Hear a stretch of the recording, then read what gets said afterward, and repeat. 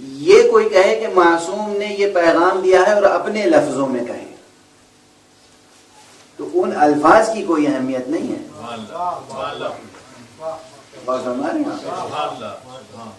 لفظ معصوم پر جب یقین حاصل ہو جائے کہ معصوم نے یہ لفظ ارشاد فرمایا وہ ہے دلیل حکم.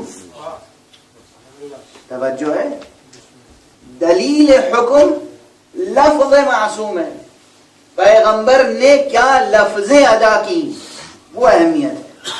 تو بہت سی حدیثیں ہیں جو ان کو تواتر معنوی حاصل ہے. تواتر معنوی یہ کہ ہاں حضور نے یہ فرمایا مگر کن لفظوں میں فرمایا یہ نہیں معلوم. توجہ ہے, یہ وہ حدیث ہے جو انہی لفظوں کے ساتھ نقل ہوئی ہے. کیا الفاظ ہیں؟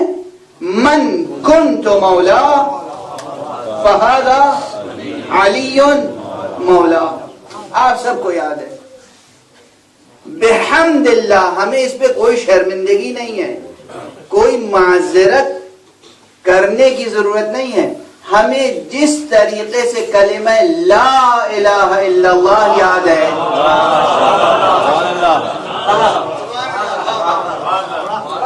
جس طریقے سے کلمہ محمد رسول اللہ یاد ہے, اسی طرح ہمارے بچے کو یہ کلمہ یاد ہے. من کنت مولا فہذا علی مولا. یاد ہے یہ جملہ. اس کے معنی کیا ہے؟ لفظ من آتا تو ہے ذوی العقول کے لیے, یعنی ان افراد کے لیے جو صاحبان عقل ہیں, انسان کے لیے, جن کے لیے. لیکن کبھی کبھی اس کا اطلاق تمام موجودات کا احاطہ کرتا ہے.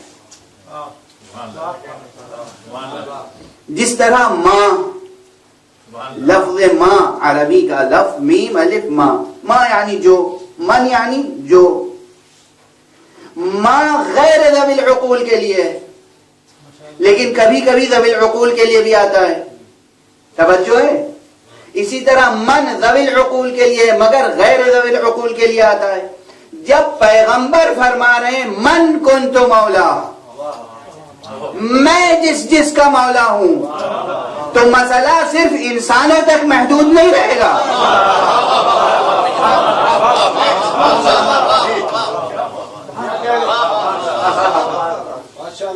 جہاں جہاں تک دائرہ ولایت مصطفیٰ ہے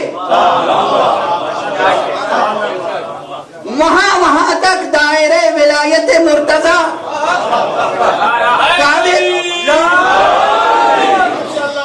توجہ ہے. اس میں کسی بہت گہری منطق کی ضرورت تو نہیں ہے, کسی فلسفے عرفان کی ضرورت نہیں ہے. سادہ گرامر اگر کسی کو معلوم ہے, زبان اگر کوئی سمجھتا ہے, تو حضور کیا فرما رہے ہیں؟ من کنت مولا, میں جس کا مولا ہوں. جہاں تک پیغمبر کی ولایت عام ہے. اب پیغمبر کی ولایت کہاں تک عام ہے؟ اسے یا مسلمان بتائیں یا قرآن مجید سے دریافت کریں. تاریخ گواہ ہے کہ پیغمبر کا دائرہ ولایت کہاں تک ہے. پیغمبر اگر درخت کو اشارہ, ولایت کے معنی کیا ہے؟ یہاں پر ٹھہر کے سنیے گا اور آپ اپنے اپنے دلوں کا جائزہ بھی لیجیے. یہیں فضائل بھی ہے اور یہیں درس بھی ہے. ولایت میں داخل ہونے کے معنی کیا ہوتے ہیں؟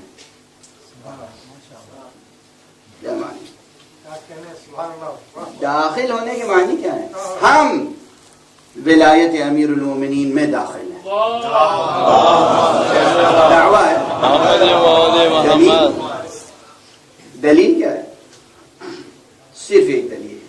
نعرہ کبھی دلیل نہیں ہوتا عزیزان گرامی. دعویٰ کبھی دلیل نہیں ہوتا. دعویٰ ہوتا ہے, نعرہ ہوتا ہے. دعویٰ بھی محتاج دلیل ہے، نعرہ بھی محتاج ثبوت ہے۔ عمل وہ ہوتا ہے کہ جو نہ دعوے کی ضرورت ہے نہ نعرے کی ضرورت ہے۔ کسی کی ولایت میں داخل ہونے کے معنی ہے اس کی اطاعت، داخل ہونے کے معنی ہے اطاعت۔ ولایت قبول کرنے کے معنی کیا ہیں؟ اللہ کی توحید قبول کرتے ہیں، آپ کہتے ہیں لا الہ الا اللہ، اس کے بعد مجال ہے کہ آپ کسی بت کے سامنے جا کے سجدہ کریں؟ نہیں ممکن ہے نا۔ ادھر آپ نے سجدہ کیا، ادھر وہ لا الہ الا اللہ کی ولایت سے آپ خارج ہو گئے۔ ادھر سجدہ کیا غیر خدا کو، ادھر لا الہ الا اللہ کی ولایت سے خارج۔ ادھر کسی غیر محمد کو نبی مانا، ادھر محمد رسول اللہ کی ولایت سے خارج۔ اور یہاں لطف یہ ہے کہ اگر محمد رسول اللہ کی ولایت سے خارج ہوئے تو لا الہ الا اللہ کی ولایت سے بھی خود بخود خارج۔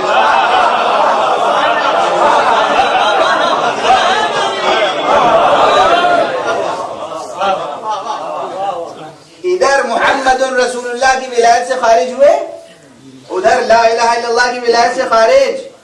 توجہ ہے؟ تو ولایت قبول کرنے کے معنی ہے اطاعت، صرف نعرہ نہیں۔ معلوم لا الہ الا اللہ کہہ رہے ہیں اور بیٹھے ہیں کہاں؟ شیو جی کی مورتی کے سامنے بیٹھے ہیں، یا گنیش جی کی مورتی کے سامنے بیٹھے ہوئے، اور ساری وہ عبادتیں بجا لا رہے ہیں جو کافر بجا لاتے ہیں، بت پرست، اور پڑھ رہے ہیں کیا؟ لا الہ الا اللہ۔ یہ لا الہ الا اللہ قبول ہوگا؟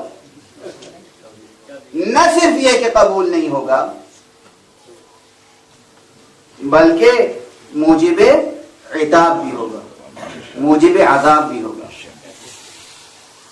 عذاب بڑھتا چلا جائے گا۔ تو یہ اس قدر 2-2-4 کی طرح کی بات ہے کہ جس میں کسی کے لیے جائے بحث نہیں ہے۔ ولایت میں داخل ہونے اور ولایت کو قبول کرنے کے معنی ہے اطاعت، ولایت میں داخل ہونے اور ولایت کو قبول کرنے کے معنی ہے عمل۔ توجہ ہے؟ اس لیے کہ لفظ کی یہاں کوئی اہمیت نہیں ہے، معصوم کی طرف سے لفظ کی اہمیت ہے، بندے کی طرف سے عمل کی اہمیت ہے۔ کسی کے پاس زبانی نہ ہو، گونگا ہو، کلمہ ادا کر سکتا ہے؟ لا الہ الا اللہ پڑھ سکتا ہے؟ یہ آواز نکال سکتا ہے لا الہ الا اللہ؟ گونگا ہے، گونگا ہے۔ تو کیا جتنے گونگے ہیں وہ سب غیر مسلم ہیں؟ ان کا اسلام ثابت نہیں ہے، ایمان ثابت نہیں ہے۔ بندے کی طرف سے لفظ کی اہمیت نہیں ہے، حقیقت و معنی لا الہ الا اللہ سمجھ میں آ جائیں اور سجدے میں جھک جائے بس وہ مومن، چاہے زبان سے لا الہ الا اللہ کہے یا نہ کہے، جب پورے وجود سے لا الہ الا اللہ کہہ رہا ہے تو پھر زبان سے لا الہ الا اللہ کی اہمیت کہاں ہے؟ لا الہ الا اللہ زبان سے صرف اس سے مطلوب ہے جس کے پاس زبان ہو اور زبان آزاد ہو۔ توجہ ہے، زبان ہو، زبان آزاد ہو، زبان بھی مکلف ہو۔ مکلف کے معنی سمجھتے ہیں نا، یعنی اللہ کی طرف سے تکلیف دی گئی ہو کہ تمہیں یہ بھی کہنا ہے۔ کبھی کبھی صرف کچھ کرنے کے لیے حکم دیا جاتا ہے، کہنے کے لیے نہیں۔ روزہ حکم رب ہے یا نہیں؟ روزہ عبادت ہے یا نہیں؟ روزہ تقاضا لا الہ الا اللہ ہے یا نہیں؟ روزہ کرنے کی چیز ہے یا کہنے کی؟ نیت بھی تو کرنا زبان سے شرط نہیں. کسی توضیح المسائل میں ہے کہ یہ نیت زبان سے کرنی ہے کہ میں روزہ رکھتا ہوں واجب قربتاً اللہ؟ نہیں. کبھی کبھی صرف کرنے کا حکم ہوتا ہے، کہنے کا نہیں. کاش یہ بات سمجھ میں آ جائے، کاش یہ بات سمجھ میں آئے. جس طرح ولایت حق سبحانہ و تعالی میں کبھی کچھ کہنے کا حکم ہے، کبھی کچھ کرنے کا حکم، کبھی دونوں تکلیفیں ساتھ ساتھ ہیں. مثلا نماز، رکوع میں جھکنا بھی ہے، زبان سے کچھ کہنا بھی ہے. تو کبھی صرف کہنا ہے، کبھی صرف کرنا ہے، کبھی کہنا بھی ہے، کرنا بھی ہے. تو ہر عمل، ہر حکم کے اپنے حدود ہیں، اپنے تقاضے ہیں. توجہ ہے؟ جس طرح ولایت حق سبحانہ و تعالی لا الہ الا اللہ کہنے کے ساتھ ساتھ تینوں طرح کی تکلیفیں آتی ہیں. کبھی کچھ کہنا ہے، کبھی کچھ کرنا ہے، کبھی کہنا بھی ہے، کرنا بھی ہے. توجہ ہے؟ اسی طرح محمد رسول اللہ کہنے کے ساتھ ساتھ کبھی کچھ کہنا ہے، کبھی کچھ کرنا ہے، کبھی کہنا بھی ہے، کرنا بھی ہے. اسی طرح علی ولی اللہ کہنے کے ساتھ ساتھ علی ولی اللہ صرف کہنا نہیں ہے، کہنا ہے، کہیں کہیں نہیں کہنا ہے. جہاں کہنا ہے وہاں کہنا ہے، جہاں نہیں کہنا ہے وہاں نہیں کہنا ہے. جہاں کرنا ہے وہاں کہہ کر نہ ٹالو.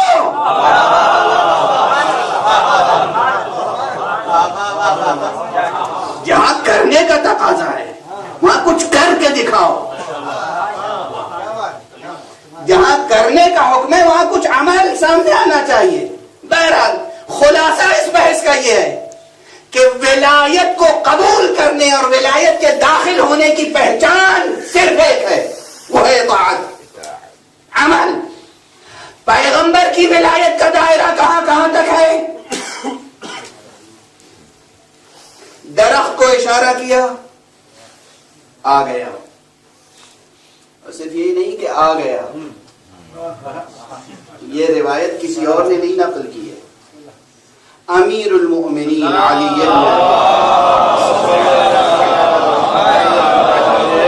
علیہ الصلوۃ والسلام سے یہ روایت ہے، اور نہج البلاغہ میں بھی ہے اور دوسرے مقامات پر بھی ہے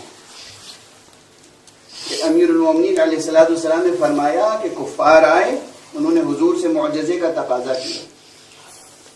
حضور نے کہا وہ سامنے جو درخت ہے اسے بلاؤں، تم مانو گے؟ ان کا تقاضا یہی تھا. کہا جی ہاں. درخت کو قریب بلایا، اشارہ کیا. وہ درخت اپنی جڑوں کے ساتھ، زمین سے درخت جڑوں کے ساتھ اکھڑ کے اور اس طرح آگے بڑھا جیسے کوئی غلام آگے حضور کے سامنے آ کے کھڑا ہو گیا. اس کے بعد حضور نے کہا وہیں چلے جاؤ پہلی حالت پر. کسی جمع جمائے پربار و پر سایہ درخت کو اکھاڑ لینا تو آسان ہے،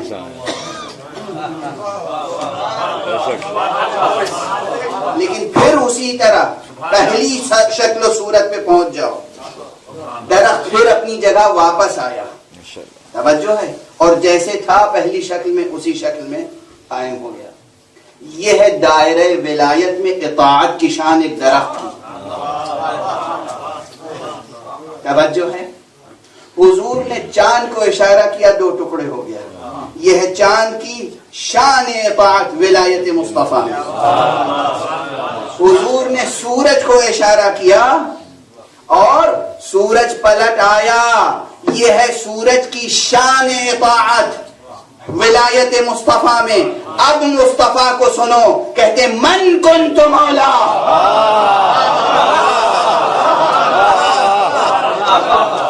من کنت مولا فہذا علی مولا.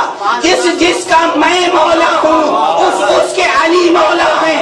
صرف تمہارے لیے نہیں، سورج کا مولا آج سے علی ہے، چاند کا مولا علی ہے، درخت کا مولا علی ہے،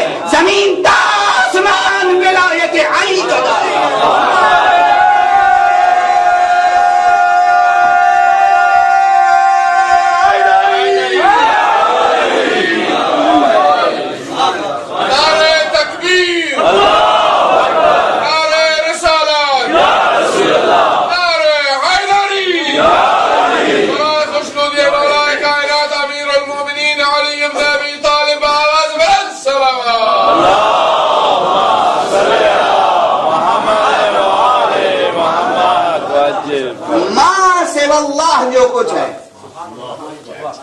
اللہ اللہ ہے، اللہ خالق ہے، اللہ محبود ہے، اللہ معبود ہے، اللہ اللہ ما سوا اللہ، اللہ کے بعد جو کچھ ہے دائرہ ولایت مصطفیٰ میں، اور جو کچھ دائرہ ولایت مصطفیٰ میں ہے وہ سب دائرہ ولایت مرتضیٰ میں ہے۔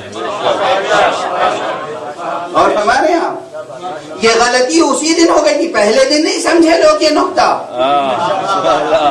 بخن بخن کہنے والے یہ نقطہ نہیں سمجھے، انہوں نے صرف اتنا کہا کہ بخن بخن لک یا ابن ابی طالب، اے ابو طالب کے فرزند مبارک ہو کہ آج سے آپ تمام مومنین و مومنات کے بھی مولا ہو گئے اور میرے بھی مولا ہو گئے۔ ایک بات ان کی سمجھ میں نہیں آئی، لیکن ایک بات ہماری سمجھ میں آ گئی۔ ان کی سمجھ میں یہ بات نہیں آئی کہ دائرہ ولایت علی ابن ابی طالب صرف انسانوں تک محدود نہیں ہے، انسان، جن، تمام جمادات، تمام نباتات، تمام حیوانات، تمام ملائکہ، تمام فرشتے محکوم علی ابن ابی طالب۔ یہ ہے دائرہ ولایت علی ابن ابی طالب۔ یہ کوئی مبالغہ نہیں ہے، یہ کوئی شاعری نہیں ہے، یہ نص قول پیغمبر ہے صلی اللہ علیہ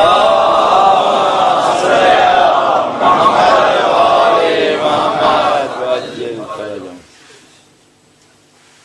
من کنت مولا فہذا علی مولا۔ اور اسی کے ساتھ ساتھ ظاہر ہے کہ یہ تو صرف ایک فقرے سے بات نکل آئی، جب میں نے کہا کہ وقت اپنی رفتار سے آگے بڑھا، مگر ہم جس کی ولایت میں ہیں وقت اس کا محکوم ہے۔ چونکہ میں نے کہہ دیا تھا وقت اس کا محکوم ہے، تو اب یہ دلیل پیش کرنا ضروری ہے، ضرورت تھی کہ دلیل پیش کروں کہ وقت محکوم علی ہے، وقت محکوم علی ہے۔ اور جب وقت محکوم علی ہے، کیسے وقت محکوم علی ہے یہ بحث الگ ہے۔ اولاً وقت سمجھیے کیا ہے، پھر سمجھیے گا کہ کس طرح سے وقت محکوم علی ہے۔ اسی لیے بعض روایتیں ہیں اور ہمارے اعتبار سے تو صحیح السند روایتیں ہیں کہ امیر المؤمنین علی ابن ابی طالب علیہ